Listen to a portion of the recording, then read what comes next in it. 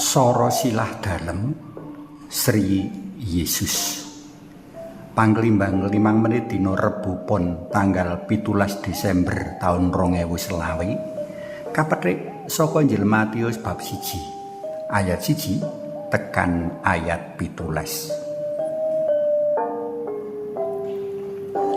Isih akeh wong Jawa kang ngugemi anane pengaruh sawijining trah utawa tedhak turun ing sawijining wong. Prakara iki banget wigati katelusur luwih-luwih rikala wong tuwa kepingin njodhokake anake. Saka kono kakenal unen-unen bobot bibit bebet. Kejaba wong kanggonan rasa mongkok merga duwe mantu traing priyayi, traing kusuma rembesing madu. Nanging uga darbi pangajab kahanan para leluhur tupus ing turun tembe dadi priyayi. Wose ala becike wong bisa karunut saka bebet trah memburi. Wong tulusur tedhak turun kanthi cara nyumurupi sora silah sawijining pawongan. Wigatine nelusur trah kanthi migatekake sara silah uga kaugemi dening bangsa Yahudi. Bisa wae wong-wong kang ora cinatet jroning sara silah ora antuk pakurmatan sak mestine. Linandhesan panemu kaya mengkono iku, pasaman suci ing waosan dina iki ngaturake perangan Injil Matius kang ngemot daftar sara silah dalem Sri Yesus. Rina samba seni ing pamaos, ananging iki banget wigati kanggo kasinaoni neguh lan mikuat iman kapitayan.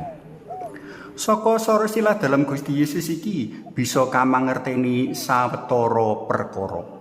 Sepisan Gusti Yesus temen-temen sugeng nyujarah, kagungan bapa biyung, kagungan simbah lan buyut. Miyos dalem ora saka pletheking watu utawa sigaring kayu. Dadi tedhak dalam Gusti Yesus ana donya ora mak bedunduk, ujug-ujug ana. Gusti kang nyujarah temtu ora luput karo kahanan saking winates sarta botrepoting urip sacara kamanungsan. Gusti kang nyujarah uga ora luput karo pamomong panggulawenthahing sawijining brayat kang ing kene brayat sinuci Maria lan Yusuf. Saka kono panjenengane kersa nyilemi maneka kahanan uriping manungsa. Kapindho, saka sora silah kang kabeber bisa kabuktekake menawa Gusti Yesus temen-temen pribadi kang kawecakake para bapa bangsa Israel tedhak turune Yakub kang bakal nglanggengake tumancepe paprintahan Yehuda. Monggo sami kapirsani kitab Purwaning Dumadi bab 49 ayat 10. Sabanjure Gusti Yesus uga mujudake traing Daud, Raja Agung Israel liwat taler bapa Yusuf. Liwat Raja Daud Allah nganyarake janji bakal katurunake priyagung kang bakal nyekel kuwasa langgeng. Para nabi mecakake menawa tembe bakal rawuh Mesias saka traing Raja Daud.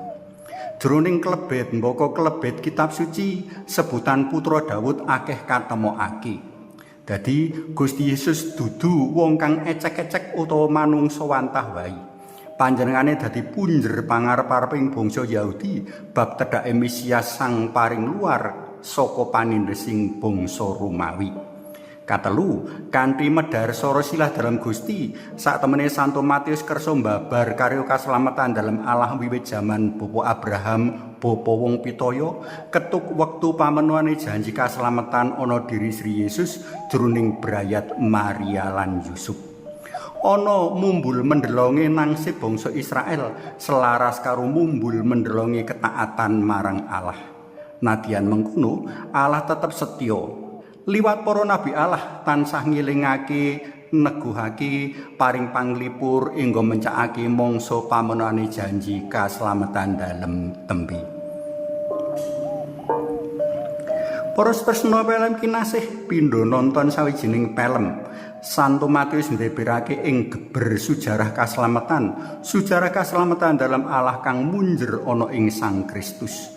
Muga kanthi lelimbang waosan dina iki iman kapitan kita tansaya teguh lan mantep saengga tansaya greget uga anggone cecawis mapak mahargya rawuh dalem Gusti. Suwawi sami munjuk kunjung asma dalem Yang Rama Yang Putra Tuwin Yang Roh Suci. Amin. Gusti Yesus kawula munjuk sembah nuwun awit beberan bukti-bukti kamisiasan dalem ingkang kapratilakaken dening Santo Matius. Mugi linurna Yang Rama Yang Putra Tuwin Yang Roh Suci kados sing mula buka sakmenika sarta sak lami-laminipun. Amin. Kunjung asma dalem Yang Rama Yang Putra Tuwin Yang Roh Suci. Amin.